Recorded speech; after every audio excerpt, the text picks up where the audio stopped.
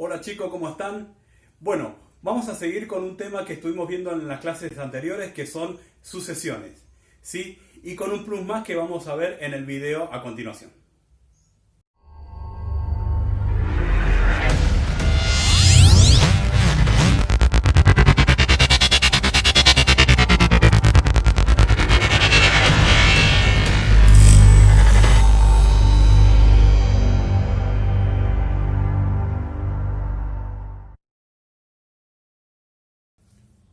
Hoy vamos a ver primeramente el número áureo, ¿sí? El número áureo es un número irracional. ¿Qué significa irracional? Que tiene una parte entera y decimales que automáticamente no se repiten, por lo cual no se puede transformar en otro número como si fuera una fracción. Se llama irracional cuando ya no se puede transformar, como por ejemplo la raíz de 2, la raíz de 3, el número pi, ¿sí? O el número áureo. El famoso número áureo es el siguiente, ¿sí? Este número cumple con algunas normas o algunos requisitos para poder demostrar que es un número irracional. Que lo que vamos a hacer ahora es poder entenderlo un poquito más. Se representa con una letra griega, que es la letra Fi. La letra Fi puede ser mayúscula o minúscula. No es pi, es Fi. En honor a Fidias, que es un escultor y arquitecto, que es el que construyó el Partenón en la antigua Grecia. Su expresión matemática es la siguiente. Bien, es una ecuación que nosotros vamos a tratar de demostrarla de dos formas diferentes. Una en forma aritmética o matemática y otra en forma geométrica o visual. Entonces, vamos a poder transformarlo y van a ver que cumple con esa condición matemática. El número áureo es la proporción de dos segmentos, A y B, donde A es mayor que B. Y la división de esos dos números me tiene que dar el número Fi, ¿sí? El número áureo. Lo que vamos a hacer ahora es una demostración aritmética. Entonces, para eso lo que tenemos que hacer es empezar a utilizar la fórmula. Entonces, vamos a utilizar lo siguiente. Fi, ¿sí? Es la relación de el lado mayor sobre el lado menor. ¿Bien? O también se puede escribir que la letra Fi, ¿sí? Es la relación de la suma de los segmentos, A más B,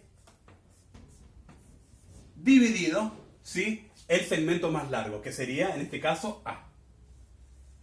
Si esos dos números me da 1,618, que es el número que habíamos visto antes, es una proporción áurea. Quiere decir que ahí tenemos el número de oro. ¿Y cómo hacemos esta demostración? Haciendo una ecuación matemática, en el cual tenemos que empezar a despejar una de las dos ecuaciones. Entonces, fíjense, Fi es igual a A sobre B. Como yo necesito transformarlo en una ecuación lineal, lo único que tengo que hacer es despejar B. Entonces, B está dividiendo A, entonces cuando pasa al otro término, ¿sí? La letra Fi está multiplicado por B. Entonces me queda que A es igual a B por Fi. Muy bien. Como yo tengo este valor, lo único que tengo que hacer es a, como es B por Fi, lo tengo que reemplazar en la otra ecuación para demostrar que este es el número a donde vamos a llegar. Entonces, fíjense, lo único que tengo que hacer es Fi es igual a, el A lo tengo por B por Fi, significa que tengo que hacer B por Fi, más B sobre, ahora tengo que poner A de vuelta, pero como A es B por Fi, entonces tengo que poner B por Fi. Lo único que estoy haciendo acá es reemplazar los elementos de una ecuación en la otra. Son temas que hemos visto en años anteriores cuando utilizamos los sistemas de ecuaciones cuando teníamos que descubrir X o Y. Bien, vamos a seguir con esto. Nosotros necesitamos formar una ecuación lineal, entonces, ¿qué pasa? Yo tengo que empezar a transformar esta ecuación.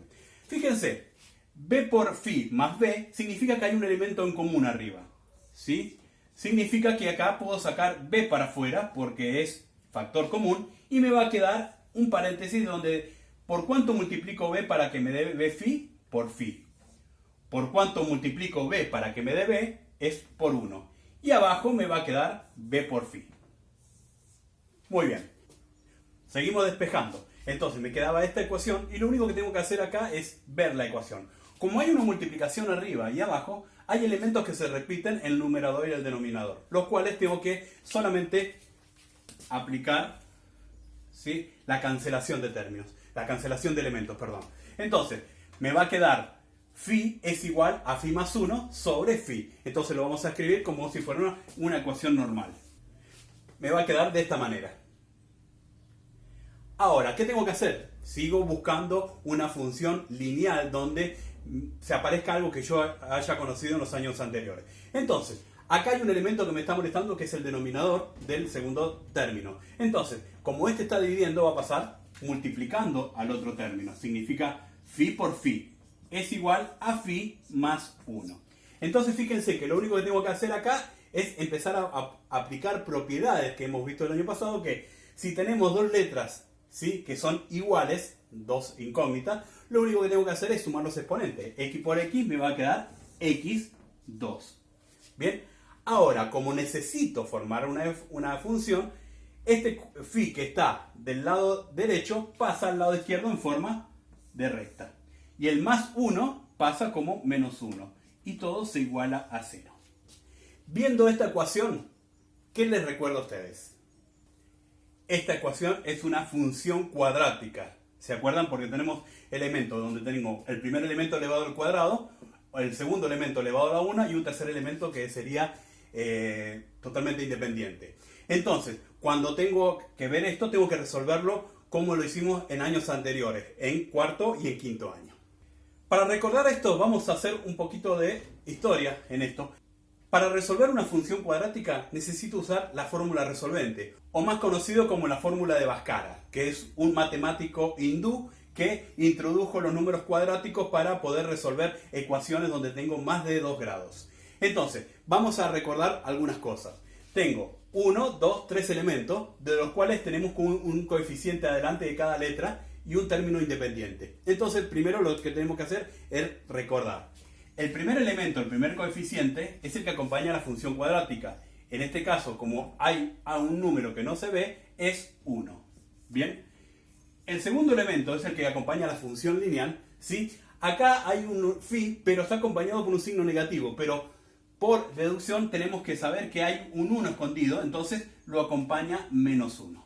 ¿Bien? Y el número independiente, que es el c, también corresponde a menos 1. Entonces, ya teniendo los coeficientes de esta función, necesito ver cómo utilizar la fórmula de Bhaskara, que era la siguiente. Esta fórmula, ¿sí?, que nos servía para descubrir las raíces de una función polinómica, ¿sí?, una función cuadrática en este caso. Entonces, acuérdense, se reemplazan los valores, menos b más menos, raíz cuadrada de b al cuadrado por menos 4 por a por c sobre 2 por a. Y a partir de ahí vamos a descubrir dos números. En este caso, si yo hago, voy a reemplazar los números por los coeficientes. Y quedaría de esta manera. Menos b menos 1 más menos, otra vez pongo b que es menos 1 al cuadrado, menos 4 por a por c sobre 2 por a. Entonces tengo que respetar siempre los coeficientes. Y a partir de ahí me queda una solución normal del ciclo básico. Entonces, menos por menos me va a quedar más 1 más menos. Y acá, 1 al cuadrado es 1 y menos por menos es más. Entonces me va a quedar 1. Y ahora tengo que multiplicar el segundo término. 4 por 1, 4. 4 por 1, 1. Y menos por menos me va a quedar más. Significa que me va a quedar más 4. Sobre 2 por 1 sería 2. Cuando llegamos a esta instancia, lo que teníamos que hacer es buscar los dos valores. Uno con el signo positivo que está aquí y otro con el signo negativo que está acá. ¿Sí? Entonces lo único que teníamos que hacer era 1 más raíz cuadrada de 1 más 4 es 5 sobre 2. ¿Sí? Y el otro sería 1 menos raíz cuadrada de 5 sobre 2. Fíjense que hay dos ecuaciones que se parecen, pero están en diferentes posiciones. Y la que estamos hablando del signo positivo, que es la que nos conviene a nosotros por cuando se usa segmentos, se usan valores positivos, entonces fíjense que esta ecuación es la misma que esta. Bien, entonces automáticamente si yo hago esto en una calculadora, si es científica mejor porque le da más términos, entonces este es el número que nosotros estamos buscando. Entonces, en forma matemática, lo único que hice es demostrar que se puede resolver a partir de dos segmentos, uno más grande que el otro, ¿sí? Y poder encontrar el número phi, que es el número áureo, número de oro o divina proporción. Muy bien, ahora vamos a hacer una demostración geométrica. geométricas porque vamos a utilizar figuras geométricas conocidas para demostrar cómo se llega también al número phi, o sea, al número áureo. A ver, vamos a tomar un cuadrado cualquiera, ¿sí? Pero con una medida real que sería, tiene medida 1, ¿sí?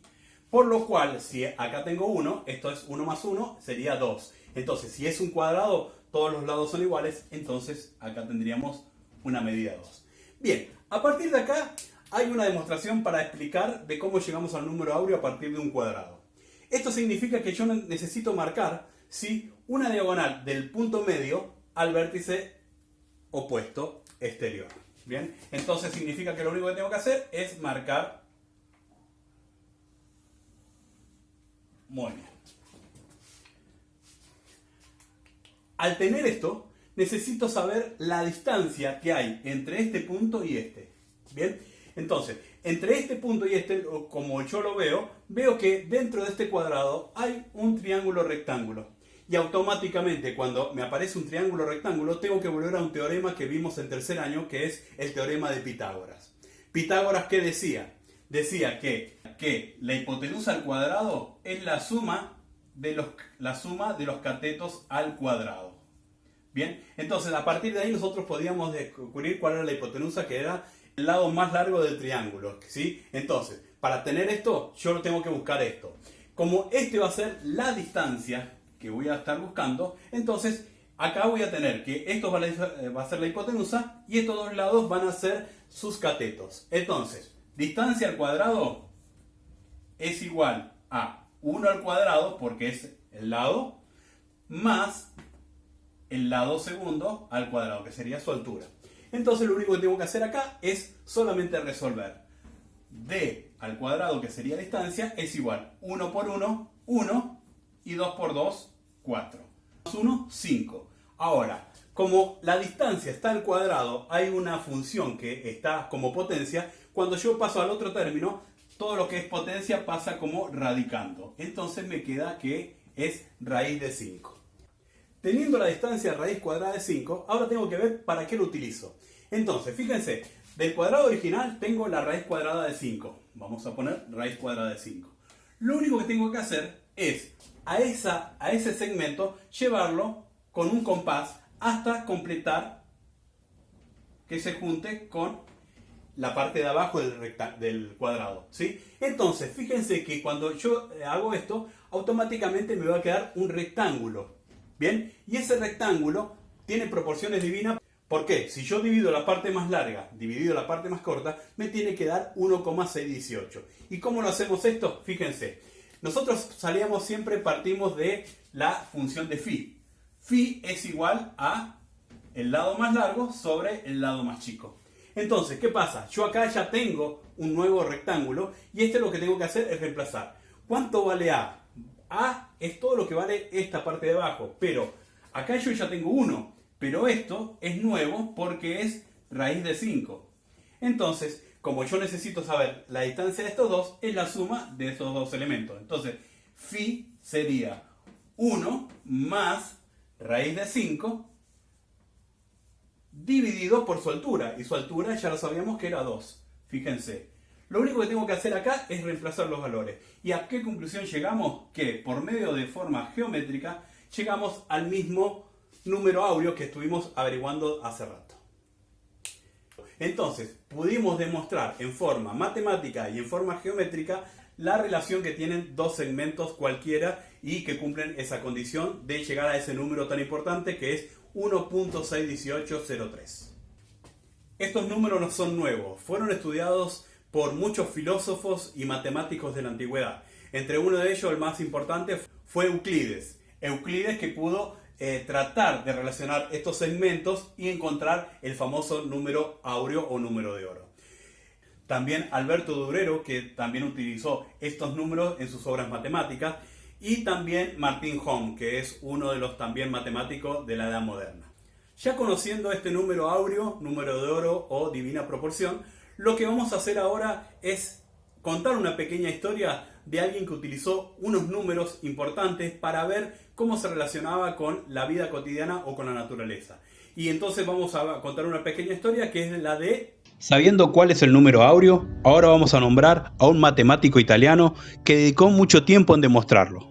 Él se llama Leonardo de Pisa, pero también conocido como Leonardo Bonacci, o tenía otro nombre, Leonardo Pisano, o si no, el nombre de su madre, Leonardo Bigolo.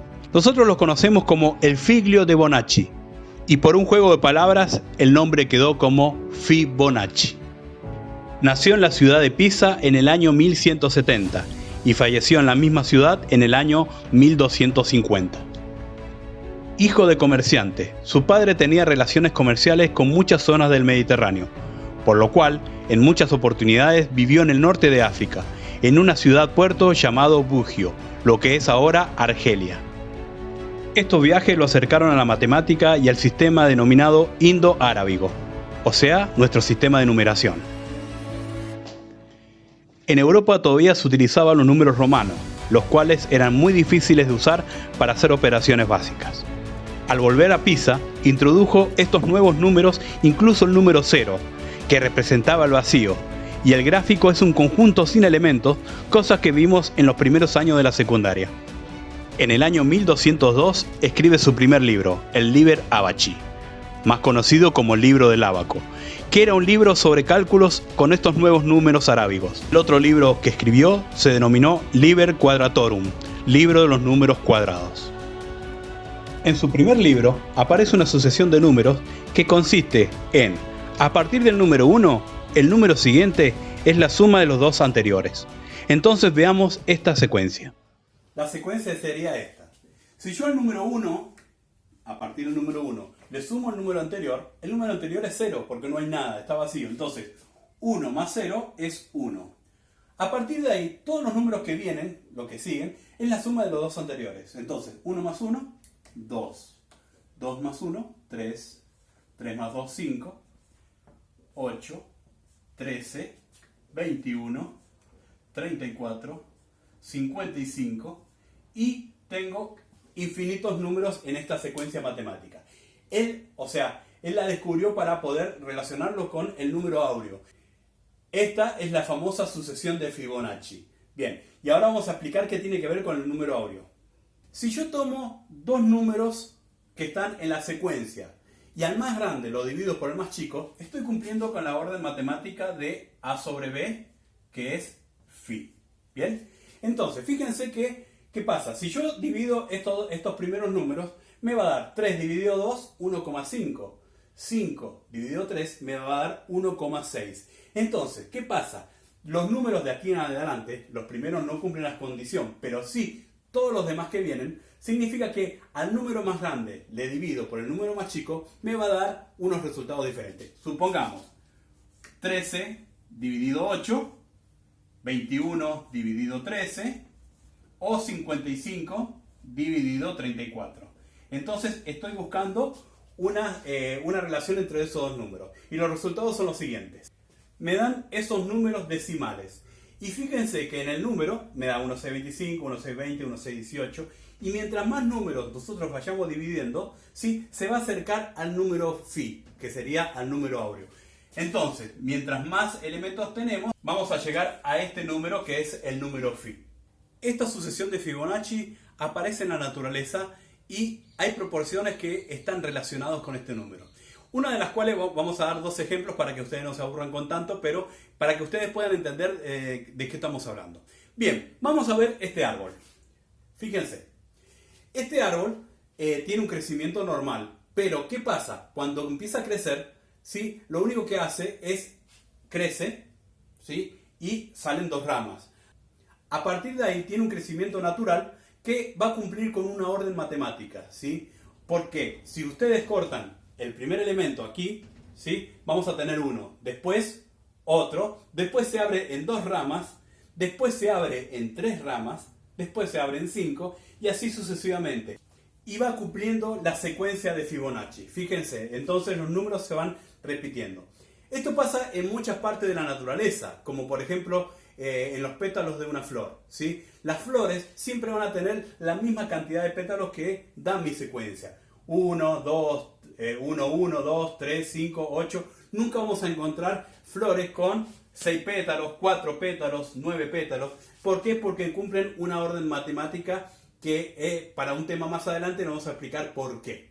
Bien, entonces otro sería el cuerpo humano. Fíjense, esta imagen es de Leonardo da Vinci, en el cual él podía describir la anatomía del ser humano y cumple proporciones divinas, que es la proporción del número áureo. ¿Cómo hacemos esto? Si nosotros queremos hacer un pequeño ejemplo, lo único que tenemos que hacer es, ¿qué hago? Desde el piso mido la altura que tiene hasta el ombligo y lo anoto. ¿Bien?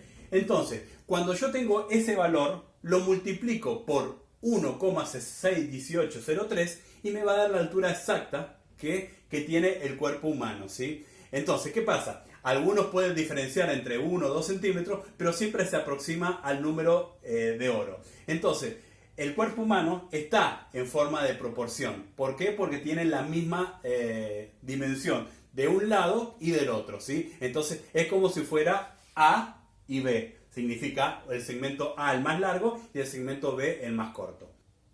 El trabajito que le voy a enviar va a ser uno que se denomina la espiral de Fibonacci. Le voy a dar unos datos. A partir de esos datos, ustedes van a poder construir diferentes rectángulos, ¿sí? Áureos, y a partir de ahí vamos a poder hacer la famosa espiral de Fibonacci. Que eso le va a servir para otras materias como fuera plástica, ¿sí? En dibujo y en arte. Muy bien, espero les haya gustado el video y que hayan aprendido lo que es el número áureo y la sucesión de Fibonacci. Bien, nos veremos en la próxima clase y cualquier consulta los espero en Classroom. Buena semana.